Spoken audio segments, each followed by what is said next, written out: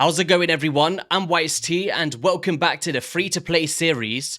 And I'm excited for this one because we managed to beat something I honestly thought was gonna be impossible before the Doom Tower rotation comes to an end, and that was to slay the final boss in the Eternal Dragon.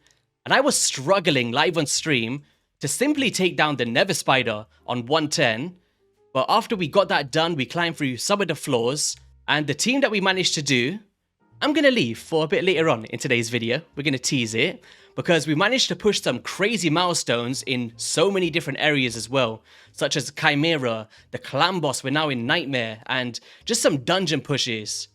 But one thing that I do want to think about is who is going to be my next 6-star champion, and I still don't have a decreased attack built, and I think I'm going to have to bite the bullet, guys.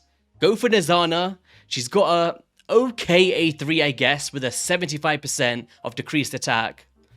But the one thing that I was thinking is, looking forward for Hydra, I would really like to have a AoE hitter with provoke for like auto teams in a provoke set. So she could be a candidate for that, but also stun sets or curse sets. But we do have Mad Hatter bringing the Hex here. So we're taking it up to rank 5, depending on what those 3 Ancient Shards has in store for me. Then we're just going to go with Nizana and then keep her at a 5 Ascension, because there is a mission looking forward that we need to do a 6-star for Arbiter. And yeah, we're probably going to book her as well. I did have some legendary skill tomes and I put them into Alice. And we got the damage here. We got the damage on the A1 and also the damage on the A3. And I was thinking that because she kind of manipulates her cooldowns upon killing targets, right? So resets the cooldown of one of the champion's skills each time they kill an enemy, and occurs once per skill. So, you know, if we've just got the damage check, do we really need to use all of the books here? Because I was thinking just start throwing them in Mad Hatter, get this A3 cooldown, 3-turn buff extender with 10 meter fills, and it's going to be really good for a Clan Boss team. Because one thing that he brings that both the Rancid and Godseeker doesn't, is the ability to place a weaken to coincide with my decreased defense. And obviously for damage output, that's something we really need in a team. So I thought, yeah, that alongside some extra heals, buff extension, 10 meter fills, could actually make for a really cool Clan Boss team slash Hydra. So yeah, probably going to start putting books into him looking forwards. And then the Zana probably next 6-star, and we need to think about some Spirit and other champions to max up as well. I did pull a Sacred Shard for my monthly, and I got an Ursine Ice Crusher. Something not to write home about. And I also picked up a dupe for Ugo to get a +1. So I was going to go Faction Guardians, but honestly, I just want to get a more powerful Ugo here. So we're going to go for Glaikad of the Meltwater. I feel like he's a very good one. But should I just go for Totora Rhymehide?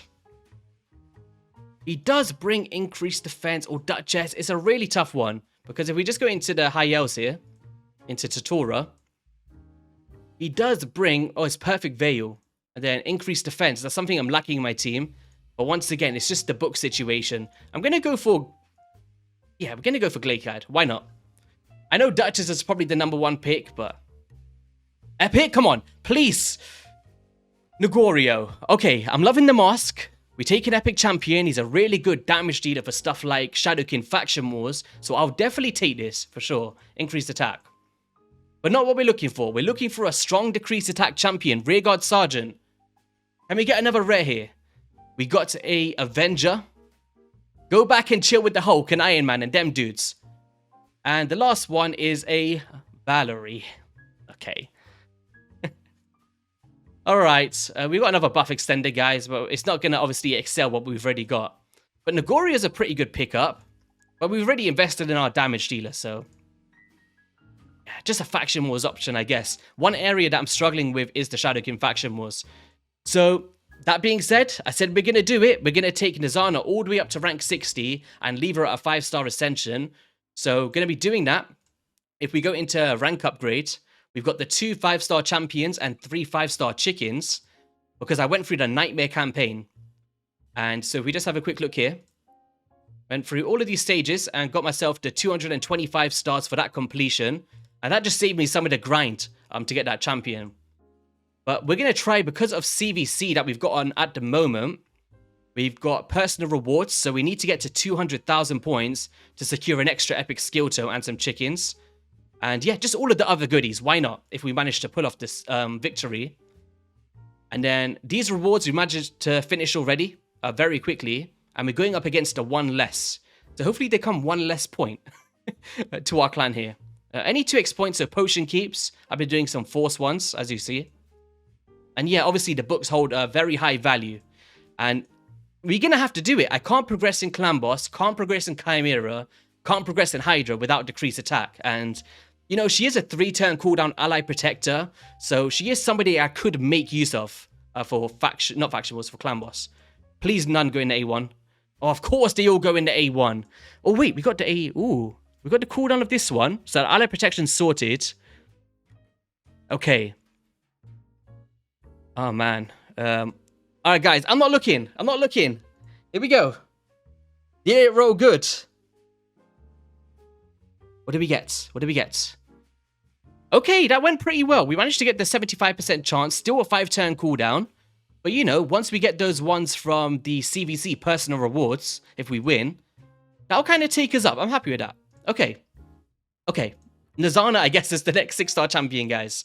Probably a lore looking forward maybe as well for Fire Knight. But we're doing pretty well, just at a 5-star. Just need tomorrow Potion Keep to open up.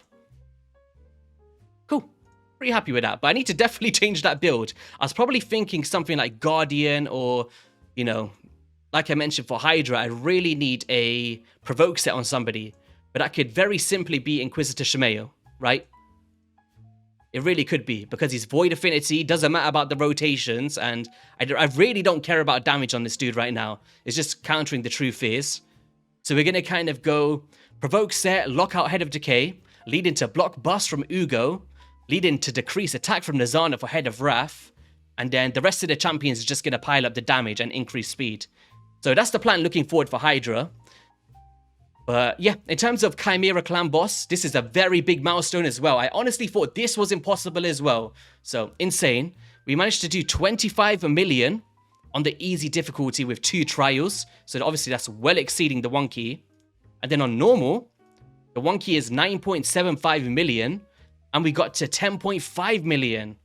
And you know what? I actually did it on my phone first, but we need the extractor open to log for the points on the website. So I had to close the one on my phone when I was trialing it out. And then the second time I only got 10 million because the Viper form wiped me out. And that's one of the hardest ones to counter. But still really cool. 1 key normal, 1 key easy Chimera, which means we're getting a lot more clan gold, clan experience, some resources for relics and all of that good stuff. And the charms. So, and obviously the Embreeze fragments as well, which is nice. But we're not going to get that in the 3-month series.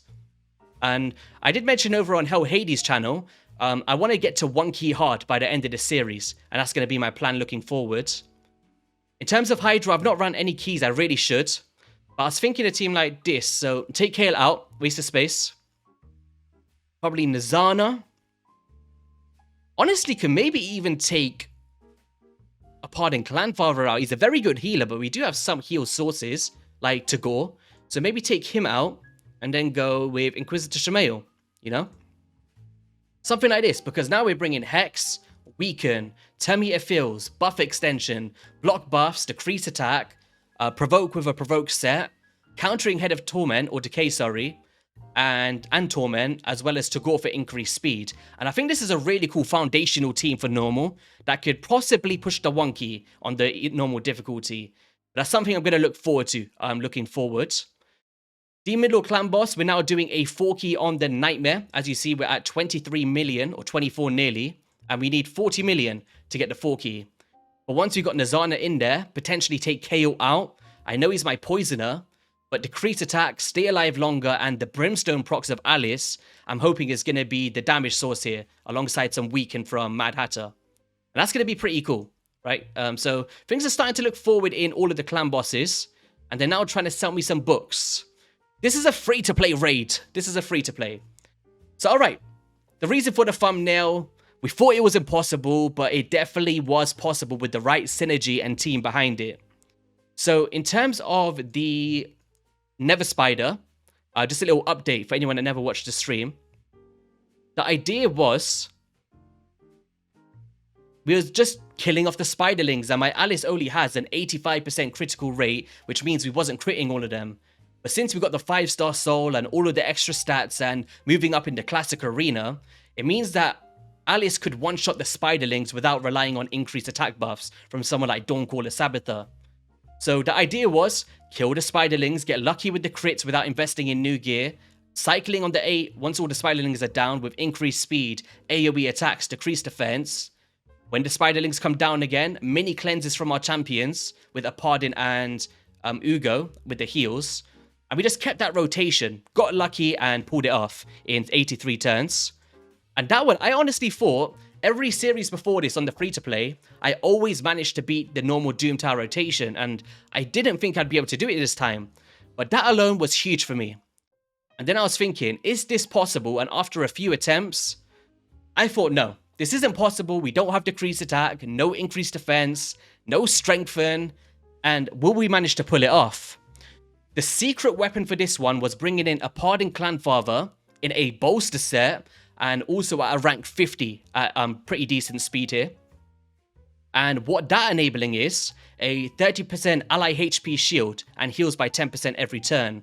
But the protected shield is the thing that was really keeping us alive from the opening phase. So if we just show you this here, and I think around, I don't know, maybe the 20th or 30th attempt, I got so close. And that's what made me feel like this is possible. We can do it. And I'll probably throw up a screenshot if I can find it of that moment there. Because I was going to make a video saying I failed. You know, I can't do it. I couldn't replicate the luck that I got from the first one. But it's all about manipulating the cooldowns of the boss and killing the priest at the right time, wiping out the other guardians so they can't heal the boss throughout the battle. And once you get all of that to fall in line, it becomes something that is possible with the right synergy around you, which is pretty cool. We're definitely not going to win this one. If we do, it's happy days. That's just crazy. But here we go. So we'd always get up to this phase and just fail. So we're hoping for a brimstone here. Never got it. Of course, that's what we really want.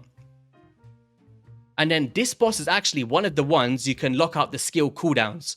So as you see, he's got all of his active skills ready. But we're going to put a block of debuffs from a Pardon Clanfather, which means that the block active skills on our allies isn't going to be a thing. And then even when he resets our cooldowns, we're just going to set up the Guardian on the right-hand side to get our cooldowns back to set him up once more. So right now, we don't have it available, but usually we would. And then here, Smite with proc. I'd kind of usually set the cooldowns, to be fair. And then we would take out this dude on the right. Damn, I should have really set that thing, but the block debuff saves us anyway. And we take this dude out one by one, nearly there. And then we just bring up the block debuffs again. So A1. Oh, nearly. That smite would have been ideal on the boss itself. There we go. Reset. And now we go increase speed into the next skills. Decrease defense on the side minions. Followed by another block debuffs anticipating the A1. Leading with the Hex. So we're getting some splash damage on the minions. Not eating the debuffs here. And then here, watch this. You can see the cooldowns. We don't really need to manipulate it right now. He's got 2 turns on the passive. We've got 4 turns on this passive. And then this is the one we don't want to counter. But we could push it back to a 3 turn. Oh, we never got it there with the accuracy, unfortunately. Oh, we did. There we go. It logged. So 3 turns. And now he's just going to be A1 chaining until this passive procs. We're now going to heal. Extend the duration of the block debuffs with Mad Hatter. So it's kind of like Army of 2 style, taking them out. And now we're anticipating this passive, where he's going to sacrifice one of the Eternal Guards if the Eternal Priest isn't active on the team, which is then going to lead to a heal debuff, or heal buff, sorry. And then now, what we're going to do is slash him, and he's got nobody to do, so he's just going to spawn them down once he gets around to this second passive. But right now, he's just locked down to A1 still, you know? And it's looking pretty sweet so far. It definitely... The thing that took me so many attempts, you're probably thinking, YST, this looks easy. It was understanding who to kill at the right time because, you know, sometimes locking out at the first phase isn't optimal and getting the brimstone on. And then he's healing somebody if you don't kill the side dudes. And it was just figuring out how we're going to do that. So now we're going to lock out again, push these up to a 3-turn duration, right? It seems like we can't extend the value of the passive, if I'm not mistaken. And this is one of my favorite bosses in the Doom Tower. I think he's very creative. I really love, just like from a mechanics point of view, bit of a nerdy one, because I like this kind of stuff. Really, really cool boss to kind of take down. And now we're going to put block debuffs on again, right? Anticipating the A1 active skills. And this is going so much easier. Maybe it's because I upgraded my Great Hall development and yeah. Really, really cool. We got a smite proc just in time as well. Anticipating the active skills coming round.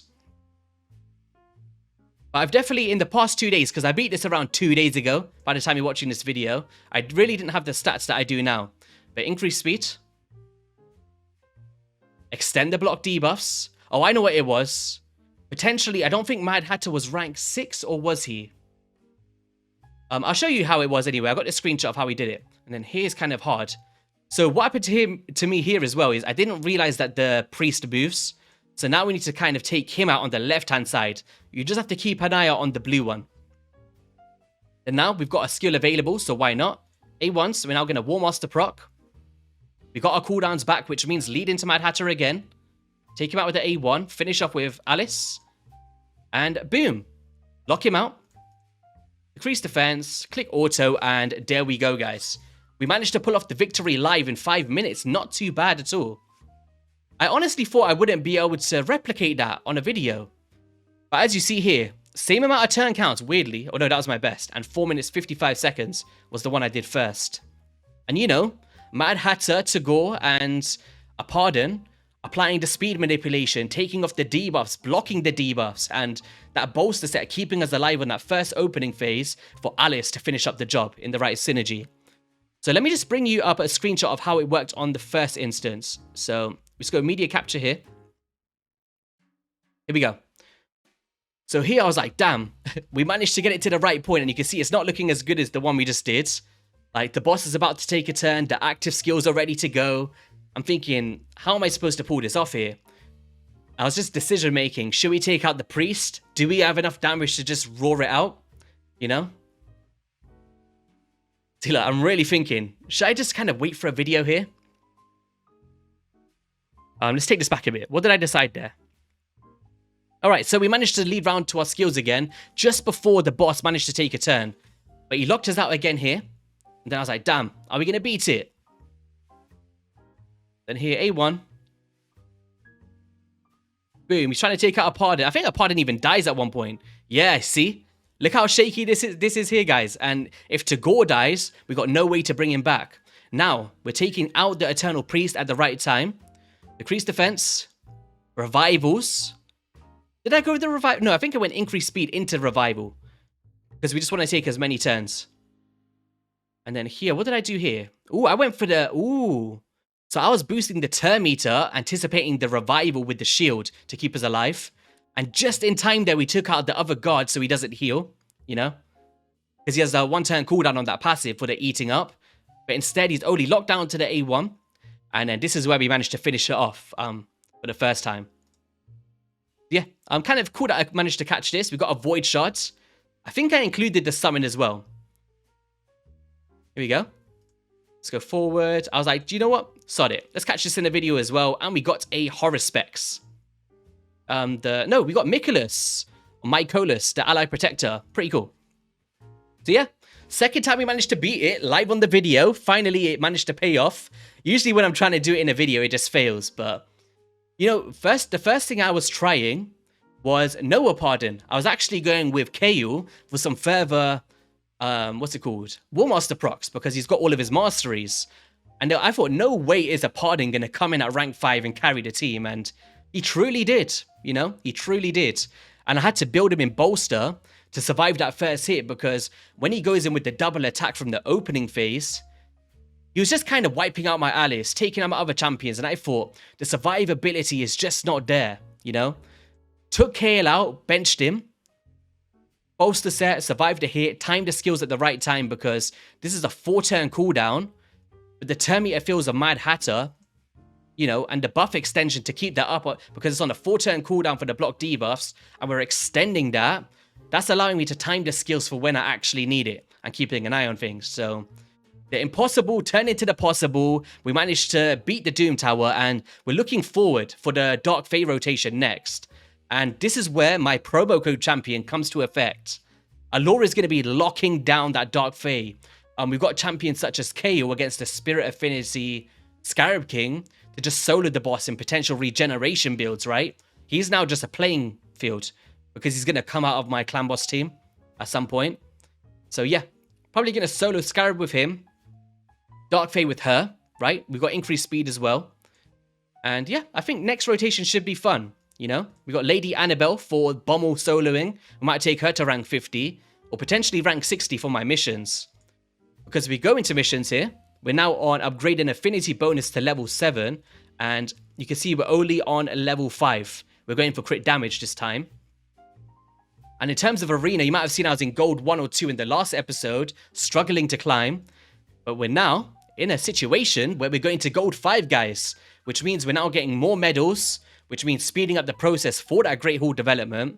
And you can see here, almost gold 5 now. Getting some really cool points here. Oh, there's Nizana. There's Nizana. You're coming. I never honestly thought, I had her in the vault for so long. Let me know if you think I made a bad decision. But, you know, as a free-to-play, sometimes you have to make these decisions if you're lacking one of the most crucial debuffs in the game. And she's the only one on my account after 33 days, which we're on right now, that brings the effect. And my dream champion, for anyone that's thinking who would you have wanted, is Hitatsu, because he's got increased defense, which I'm lacking in the team. He's got decreased attack on a similar chance to Nizana. And then he's got the leech, right? So definitely a better version, but the ally protection will be keeping us alive as well. Because although that is not one of the best, she's putting a 40% shield on herself, which is important for an ally protector role. She's going to be absorbing so much damage in the right sustain, and as an ally protector, we want high HP anyway, right? What can we put on here? We got some HP. Yeah, sod it. Let's just go this. You know, some extra accuracy stats here. And we're going to be working on this build. What can we do here? I was saying I would like to have the Provoke set, but we could put that on. I'm probably going to go Guardian set, guys. Do we go Guardian? Do we go Stun? I'm not too sure, but I don't think we got enough gear for this, so we could go Stalwart.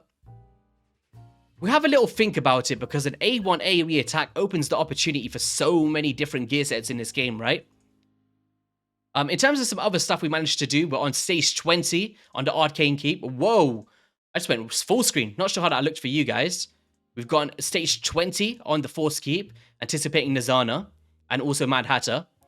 We got the Void Keep, stage 20 as well now, or stage... Yeah, no, I pushed stage 20 yesterday on Sunday. And then Wednesday, I'm going to be pushing Magic Keep to take up Allure to unlock the amulet. And then Spirit Keep, also stage 20. Minotaur, 15 comfortably. We pushed up to stage 17 on the Ice Golem yesterday. An Event Dungeon, look at this, guys. In terms of content creators, I'm second on the leaderboard. We got to stage 20 on the Event Dungeon, thanks to Inquisitor Shamail. You know, we're countering those true fears, and that's just keeping us alive to wipe out the little allies beside the boss, and that was fun. Spider, still stuck on 15, not pushed it so far. Dragon, gonna try and push this on stage 23.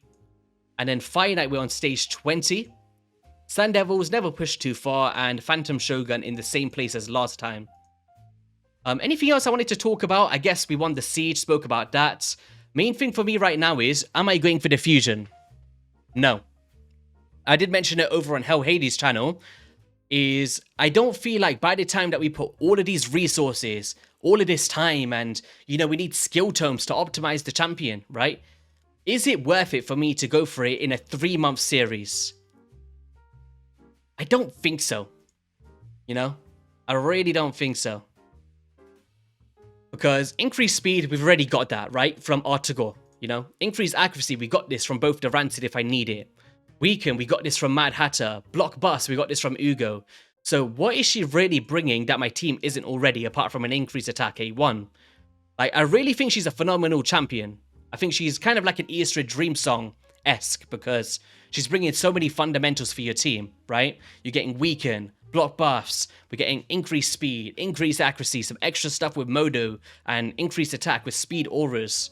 You know, she is one to watch out for, not trash, but for a series like this, I just don't think it's worthwhile.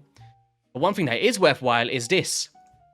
You know, if I can push some of these rewards, get some exchange chests from the fragments, I'm looking for some skill terms or some chickens, you know? So we're going to be pushing some champion training. Keep my eye on the target of what I'm trying to do. And as you see, we're getting pretty far in this. Get some epic skill terms and shards. And just try and get some fragments where we can, right? Why not? You know? Get some extra chests here.